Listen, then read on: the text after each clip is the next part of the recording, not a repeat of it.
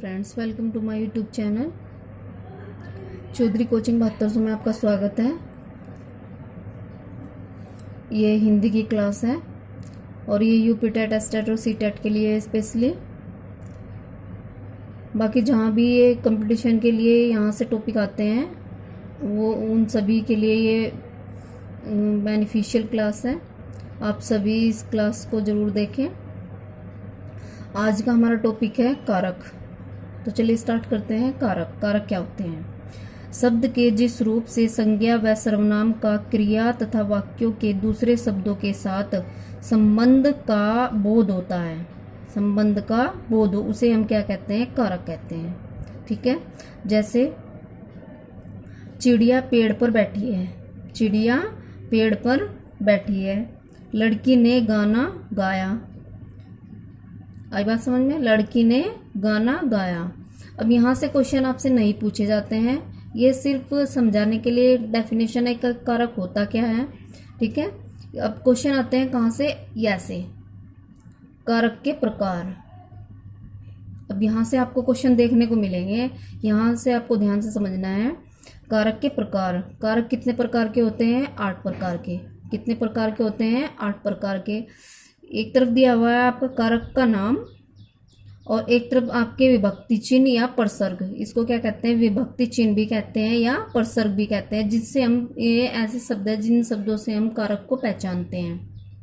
ठीक है। कर्ता ने, जब हम कर्ता की बात करें तो प्रसर्ग क्या होगा, चिन्ह क्या होगा? ने।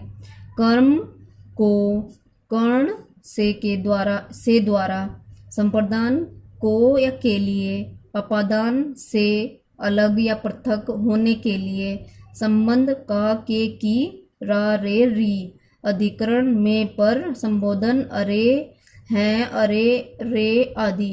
तो ये सब क्या है? जिस भी सेंटेंस में ये शब्द आते हैं, आपको कोई भी सेंटेंस में ये शब्द मिले और आपसे ये पूछे कि इसमें कौन सा कारक होगा, तो आप यहाँ से देख सकते हैं कि कौन सा कारक होगा। ठीक है। कैसे पहचान करेंगे? चलिए देखते हैं। कर्ता की बात करते हैं। कर्ता क्या होता है? जिस शब्द से क्रिया करने वाले का पता चलता है उसे हम क्या कहते हैं? कर्ता। जिस शब्द से क्रिया करने वाले का पता चलता है उसे हम क्या कहते हैं? कर्ता कारक। ठीक है।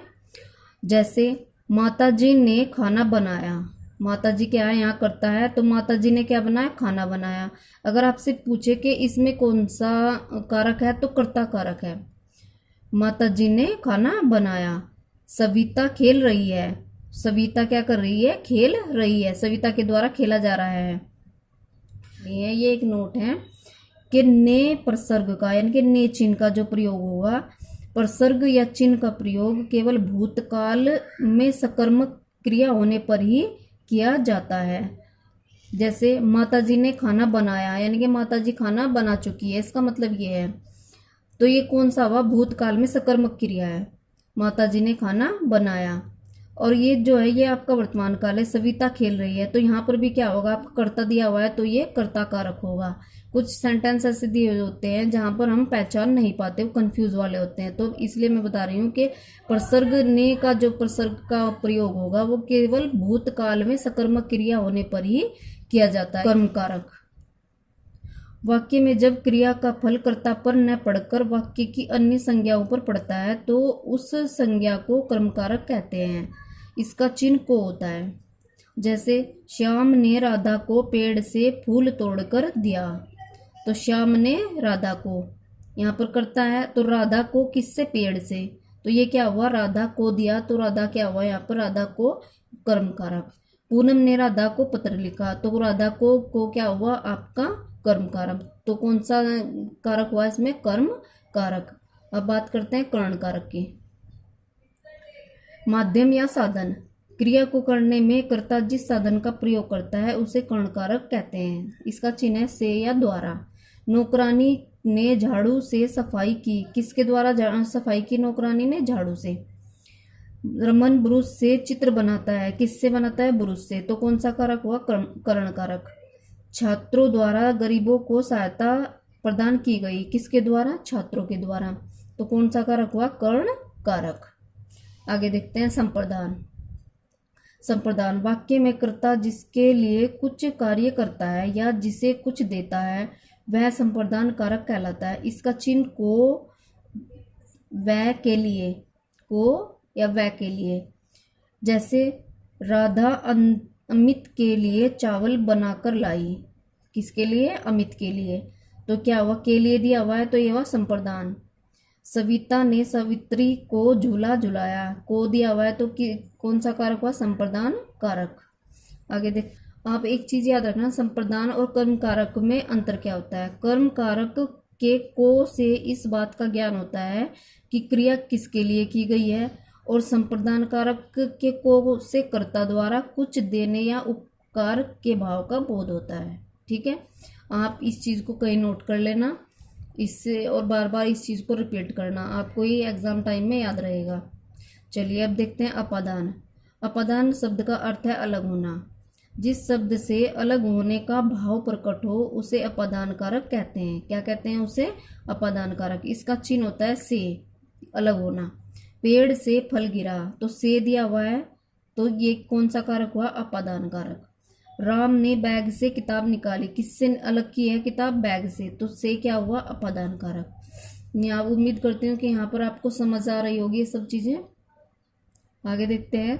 इसके अलावा जिन वाक्यों में घृणा, ये आपको याद रखना है, घृणा, तुलना, भय, द्वेष, ईर्ष्या आदि भाव प्रकट होते हैं वे भी अपादान कारक ही कहलाते हैं। ये ऐसे पॉइंट है जो आपको एग्जाम में कंफ्यूज करते हैं। ठीक है, जैसे राम अपने मामा जी से डरता है, तो यहाँ पर डरता है शब्द दिया हुआ है तो ये कैसा हुआ? आपका अपादान कारक। कविता सालू से अधिक समझदार है, तो ये क्या हुआ? तुलना हो रही है यहाँ पर, तो ये हुआ आपका अपादान कारक। वह झूठे लोगों से घृणा करता है, घृणा दिया हुआ है तो ये क्या हुआ? आपका अपादान कारक।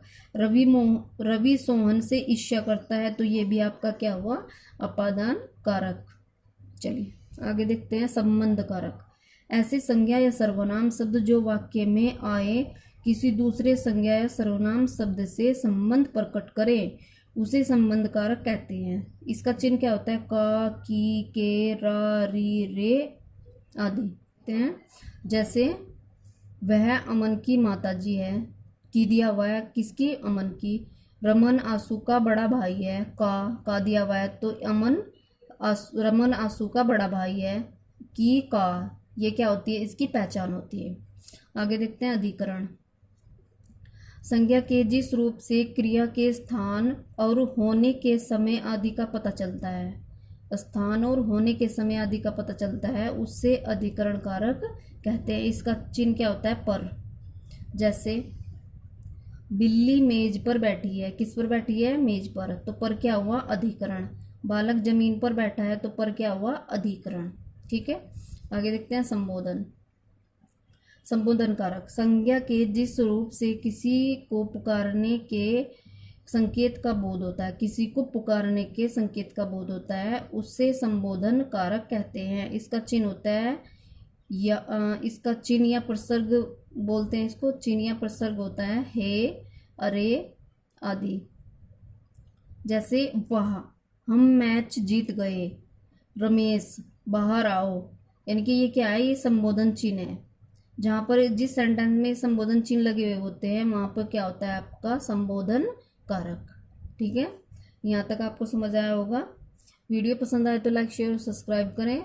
मिलते हैं किसी और टॉपिक पर, तब तक के लिए हंसते रहिए, मुस्कुराते रहिए और मस्त रहिए।